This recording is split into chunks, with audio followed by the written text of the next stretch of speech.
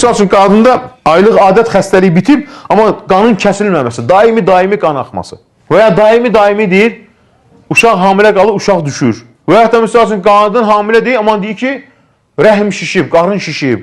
Subhanallah. Hiss edirsən, qarnında nəsə gəzir. Bunu qadınlar çox deyirlər. Sanki qarnında nəsə oynayır, gəzir deyir. Bu əlamətlərdir. Lə həvlə və lə quvvət illə bilə zikri cadının düşmənidir. Həm qoruyur, həm də darmadağın edir. İnsan var deyir ki, qızımı gəlirdilər görməyə, Quran hafiz qız, gözəl qız, 30-40-dan yaxın adam gəlir görməyə, görürlər, deyirlər, nəsə var, gəlmirlər evlənməyə. Ən son deyir, atası danışır, öz qohumum gəldi deyir, tanışıma baxmağa, baxdı. Dedim ki, deyib, qızda bir eyib gördün, dedi, ey əmi, yox, sanki nəsə mani olur deyir. Subhanallah. Yoldaşıma dedim ki, deyir, bunun yolu ancaq zikir, dinlədi, səhərə qədər, lə həvlə və lə quvvətə illə billə dindən düşürməyəcək.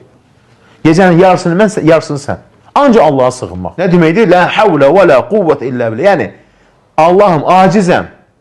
Sənin güc qüdrətindən başqa güc yox. Yəni, deməksən, sən acizəm, zəifəm, sənə möhtacam, hər bir işində. Deyir, səhərə qədər dilimizdən düşürmədik. Lə həvlə və lə quvvətə illə billə.